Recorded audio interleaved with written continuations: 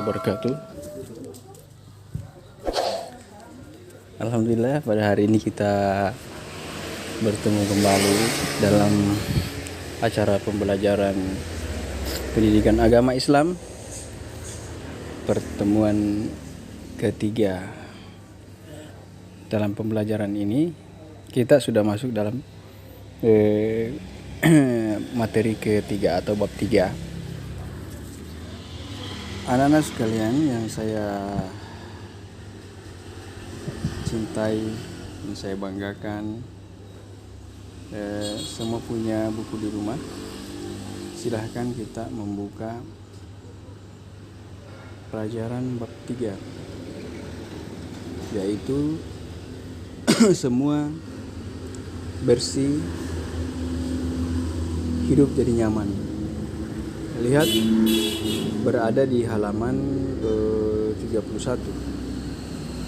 Yang punya aplikasi seperti ini, kita langsung saja tutup 31. Ya, lihat anak-anakku sekalian. Alhamdulillah, kita panjatkan puji syukur kehadirat Allah Subhanahu wa taala. Salam dan taslim junjungan kita Nabi Muhammad sallallahu alaihi wasallam.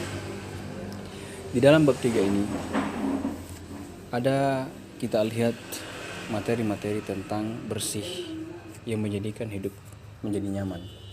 Kita lihat di sana ada peta konsep bahwa taharah dalam Islam itu biasa juga disebut dengan bersuci atau membersihkan dengan secara syar'i atau sesuai dengan ketentuan dari Allah Subhanahu wa taala. Kemudian ada 3 pembagiannya di sini. Yang pertama, kita akan mempelajari tentang ketentuan taharah.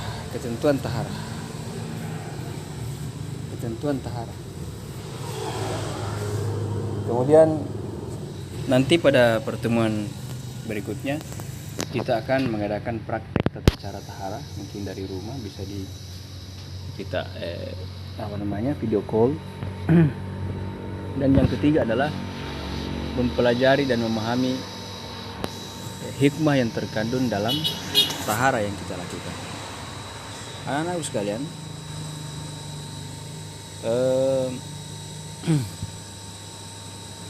silakan baca renungkan. Kemudian kita mulai dari pembahasan yang pertama. Kita lihat di sini bahwa taharah itu artinya bersuci dari najis dan hadas. Jadi nanti disebut orang suci dari suci, seseorang disebut sebagai orang yang bersih atau suci menurut pandangan Islam kalau sudah dia bersih dari hadas dan najis. Bersih dari najis dan hadas. Nah, maka itu disebut dengan taharah. Taharah artinya bersih atau suci, yaitu suci dari najis dan hadas. Nah, kemudian anak-anak sekalian, najis adalah, tentu kita sudah sama mengetahui bahwa najis itu adalah sesuatu yang kotor atau kotoran yang menjadi penyebab terhalangnya seseorang untuk beribadah kepada Allah Subhanahu wa taala. Nah, najis. Jadi ada yang menghalangi kita untuk melaksanakan ibadah kepada Allah Subhanahu wa taala. Karena sebelum kita beribadah kita harus bersih dari najis atau kotoran. Nanti akan ada lagi bahwa najis itu dibagi ke dalam 3 bagian, yaitu najis ringan, najis sedang, dan najis berat. Kemudian sedangkan hadas itu adalah keadaan seseorang itu dalam kondisi tidak bersih atau tidak suci pada diri seseorang muslim, yang menyebabkan dia tidak boleh melaksanakan ibadah salat, misalnya tawaf, tidak boleh memegang Al-Quran. Karena kenapa? Karena dia orangnya berhadas. orangnya, sesuatu yang ada pada dirinya orang itu berhadas. Dia berhadas besar, nanti akan ada dua pembagian lagi, hadas besar dan hadas kecil. Nah, kemudian anak sekalian, kita lihat di situ bahwa ada 3 model najis. Itu 3 macam najis, yaitu najis muhaffafah atau najis ringan, najis mutawassita atau najis yang sedang, dan najis mughallazah yaitu najis yang berat. Najis muhaffafah adalah najis yang ringan, seperti air seni bayi laki-laki yang belum berumur 2 tahun dan belum makan apapun kecuali air susu ibu. Selama dia hanya makan air susu ibu dan belum berumur 2 tahun, anak laki-laki, maka dialah tergolong najis muhaffafah atau najis yang ringan. Kemudian ada namanya najis mutawassita, adalah najis yang pertengahan atau sedang-sedang. Contoh najis ini adalah air, darah. Ya, contohnya adalah darah. Nah, kemudian nanah. Kemudian air seni, yaitu air yang hasil dari buang air kecil, air seni, tinja atau hasil dari buang air besar, bangkai binatang yang sudah mati. Najis jenis ini ada 2 macam. Nah, ini najis mutawassita ini ada 2 macam, yaitu najis hukumiyah, yaitu najis hukumiyah dan hukmiyah, hukum, dan najis ainiyah, ainiyah. Lihat, najis hukumiyah ya ini diyakini keyakinan adanya tetapi tidak nyata wujudnya. Bau dan rasanya tidak nyata bendanya. Kemudian bau dan rasanya tidak nyata. Yang hanya diyakin bahwa di situ ada najis, maka itu disebut dengan najis hukmiyah, hukumnya najis, di situ ada najis. Nah, cara mensucikannya yaitu adalah cukup dengan mengalirkan air pada benda yang terkena najis, mengalirkan air. Nah, sedangkan najis ainiyah, najis yang tampak, terlihat, ain mata terlihat zatnya, ada bendanya di situ dan bisa diketahui melalui bau maupun rasanya. Nah, cara mensucikannya adalah dengan menghilangkan zat, rasa, warna, baunya serta menggunakan air yang suci. Itu. Jadi dia dihilangkan dulu, kemudian dialirkan air, dihilangkan. Sedangkan tadi kalau muhaffafah tadi cukup dengan kalau muhaffafah tadi cara mensucikannya yaitu dengan mempercikkan atau mengusapkan air yang suci pada permukaan yang terkena najis, diusap saja.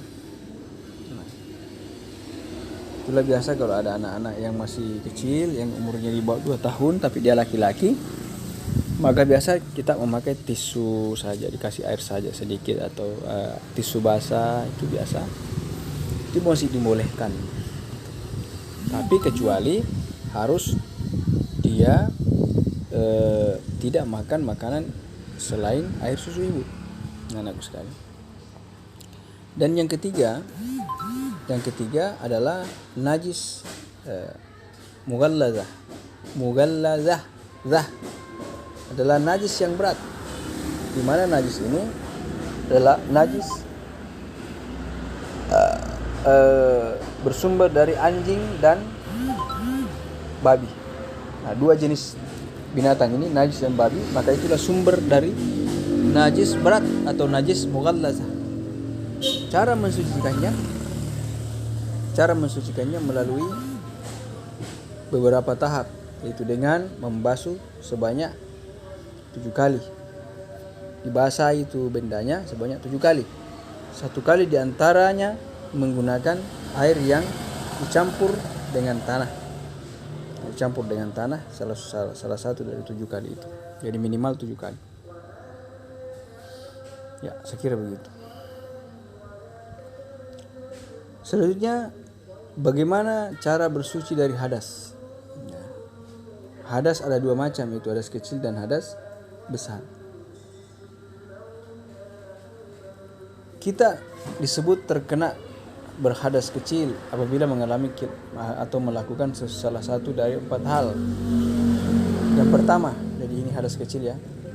Yang pertama, 1, apabila keluar sesuatu dari kubul. Kubul itu biasa disebut dengan kemaluan. Apabila keluar sesuatu dari kubul, ya biasa keluar itu air atau ya air ya atau sperma.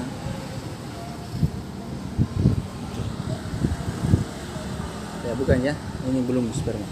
Sorry, ini air, kubul, air, kemaluan dan dubur, yaitu buang air besar.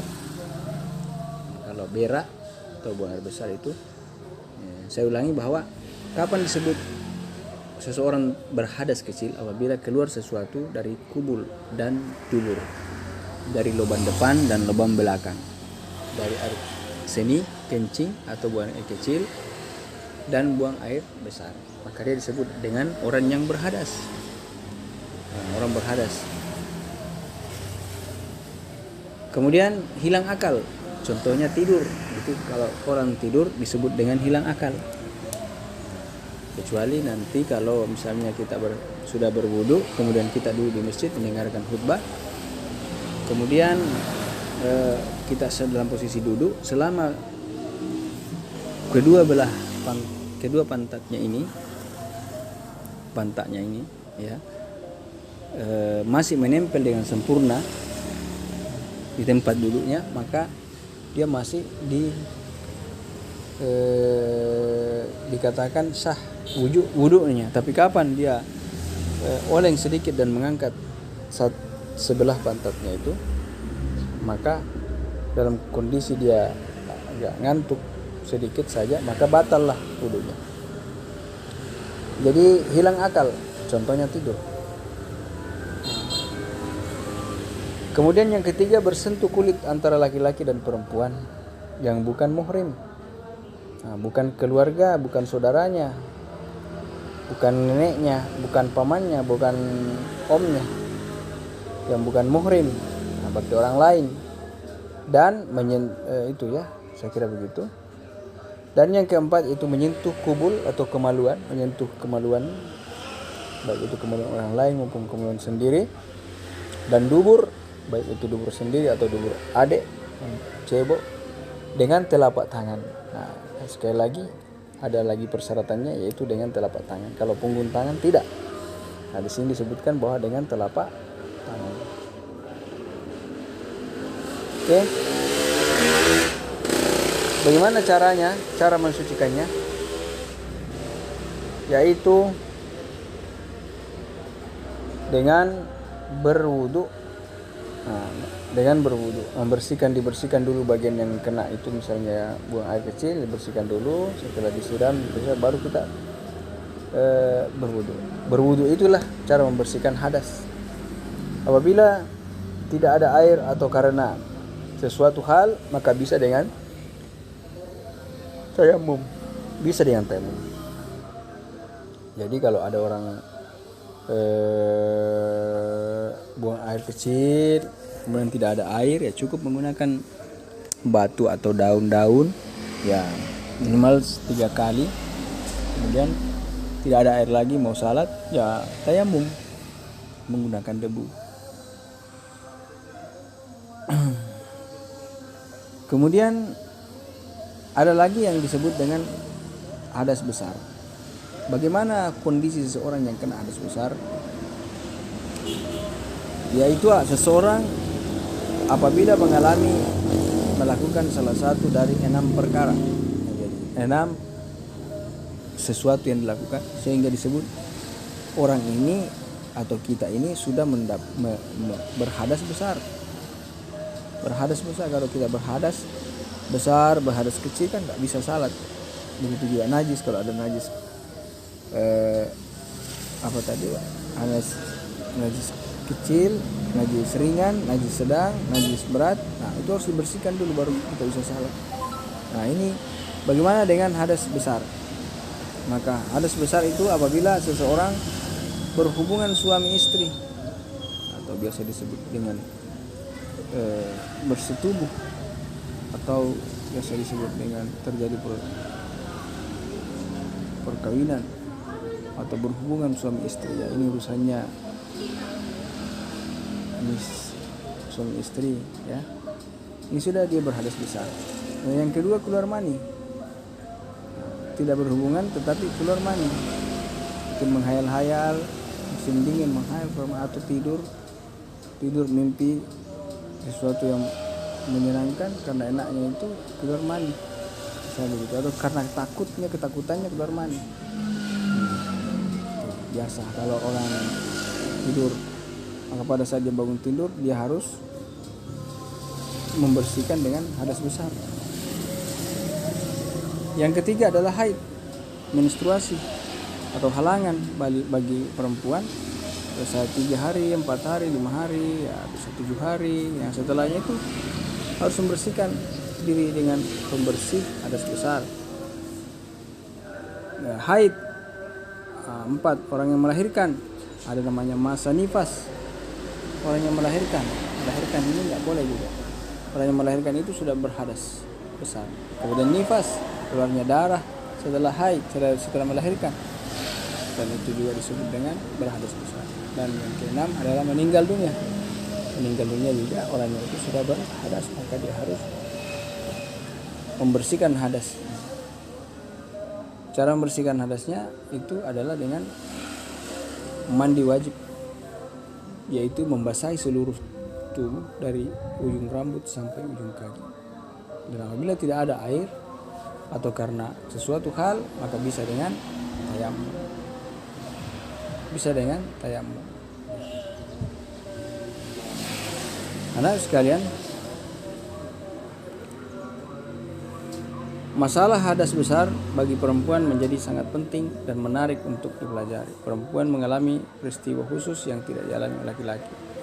Seorang perempuan terkadang ya mengalami suatu peristiwa haid atau nifas yang terkadang istihadah. Semakin penasaran kan apa yang dimaksud dengan istihadah?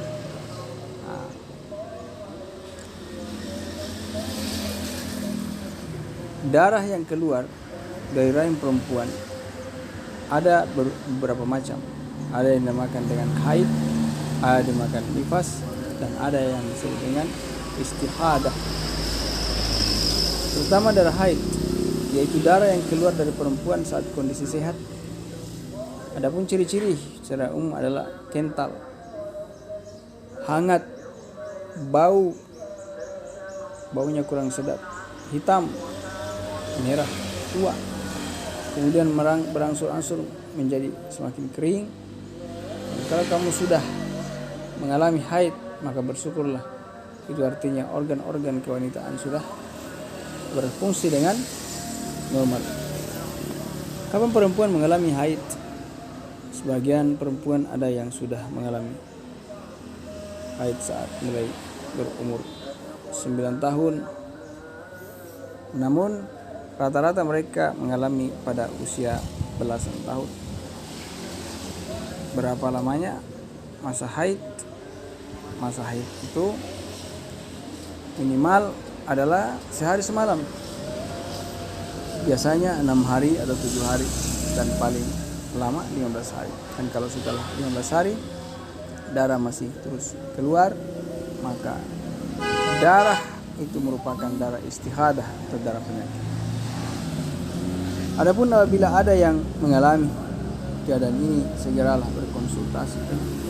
berkonsultasi dengan dokter. Perlu diingat bahwa perempuan yang sedang haid tidak boleh melaksanakan salat, puasa, membaca dan menyentuh megang Al-Quran, tidak boleh tawaf, berdiam di masjid, tidak boleh duduk diam di masjid, dan berhubungan suami istri tidak boleh, dan cerai dari suami. Nah, gitu. Kemudian yang kedua ada namanya darah nifas. Nifas yaitu darah yang keluar setelah melahirkan, setelah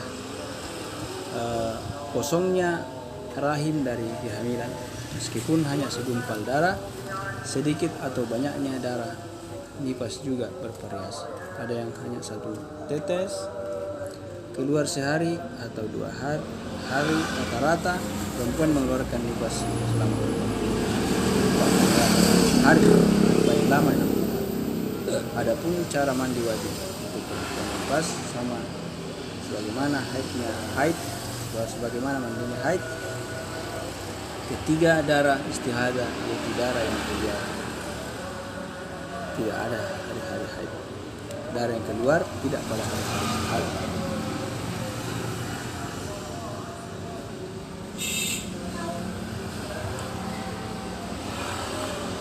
Kemudian nifas karena sesuatu penyakit.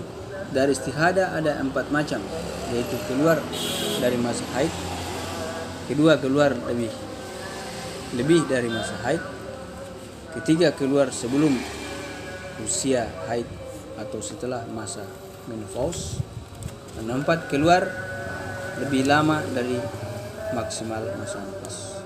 Seorang perempuan yang mengeluarkan darah istihadah tetap harus melaksanakan kewajiban salat dan puasa. Apabila hendak salat, maka bersihkan darah itu, pakailah pembalut, kemudian ambillah air wudhu. Apabila mengalami darah istihadah, yaitu apabila keluar dari masa haid sudah habis tapi masih ada darah, itu namanya darah istihadah. Keluar lebih dari masa haid, keluar sebelum usia haid atau masa menopause, dan keluar lebih lama maksimal masa nifas. Nah, saya kira untuk pertemuan kali ini sampai di situ. Nanti kita bertemu lagi. Insya Allah pertemuan akan datang dengan judul bagaimana cara membersihkan diri dari hadas dan najis, atau biasa disebut dengan taharah. Itu yang kita bahas nanti beberapa sana. Mungkin 2 yang kita bahas, yaitu cara dan hikmah. Demikian saja dulu pertemuan kita hari ini. Mudah-mudahan ada manfaatnya bagi kita semua. Kalau ada pertanyaan silahkan dilihat di YouTube, kemudian bertanya di WA, bisa di WA grup saja bertanya. Bisa juga di like itu video ini di like, kemudian di komentar, Pak begini Pak. Kemudian jangan lupa, saya harapkan anak-anakku semua subscribe supaya ada video ini bisa kita lihat terupdate-nya. Oke, demikianlah dari saya anak-anakku sekalian pada pertemuan ini. Mudah-mudahan kita semua paham tentang kebersihan itu, bersih menjadi nyaman. Assalamualaikum warahmatullahi wabarakatuh.